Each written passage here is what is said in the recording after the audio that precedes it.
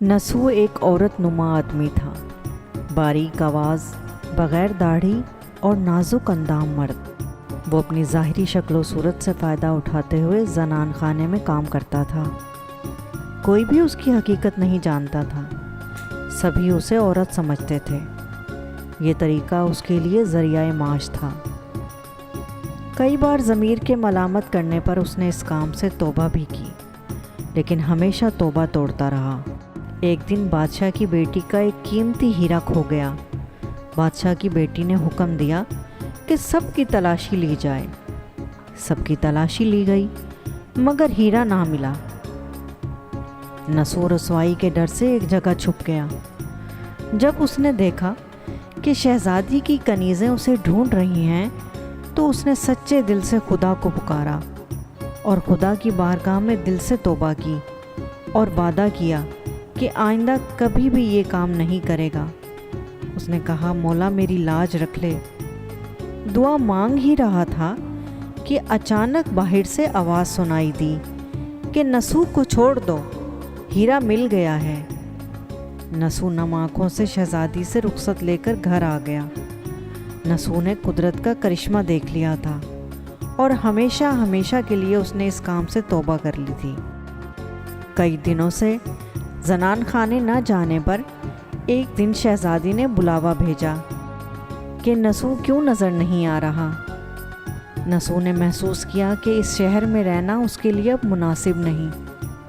उसने बहाना बना दिया कि उसके हाथ में दर्द है, लिहाजा वो कामकाज से कासिर है।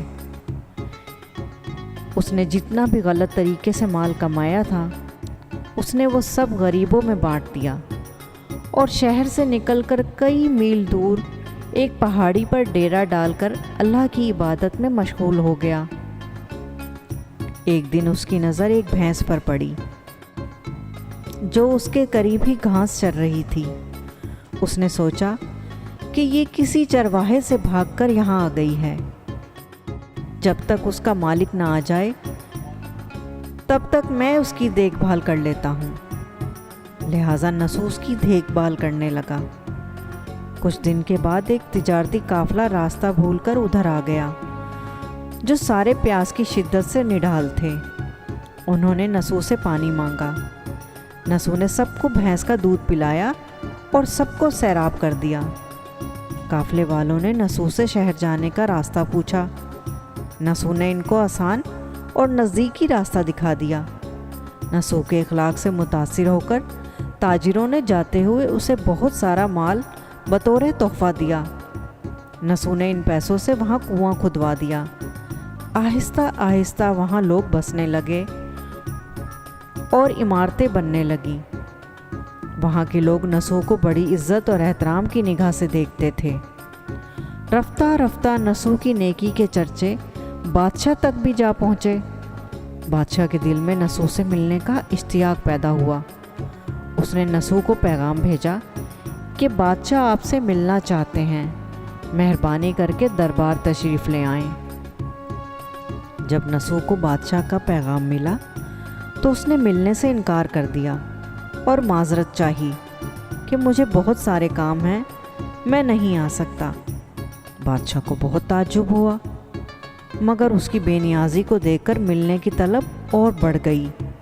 बादशाह ने कहा कि अगर नसू नहीं आ सकते तो हम खुद उसके पास जाएंगे।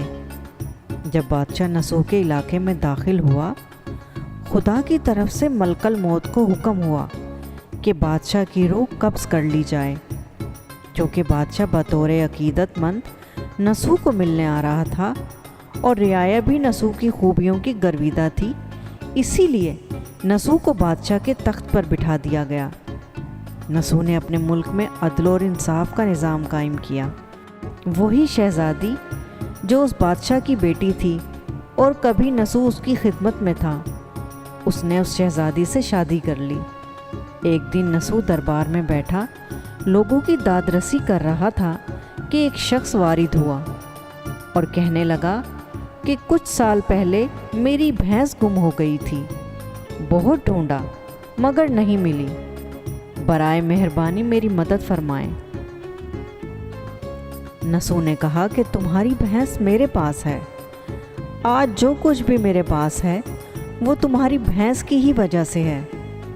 نسو نے حکم دیا کہ اس کے سارے مال اور دولت کا آدھا حصہ بھینس کے مالک کو دیا جائے۔ وہ شخص خدا کے حکم سے کہنے لگا، اے نسو جان لو، نہ میں انسان ہوں اور نہ ہی وہ جانور بھینس، بلکہ ہم دو فرشتے ہیں۔ ہم تمہارے امتحان کے لیے آئے تھے۔ یہ سارا مال و دولت تمہارے سچے دل سے توبہ کرنے کا نتیجہ ہے۔ یہ سب کچھ تمہیں مبارک ہو۔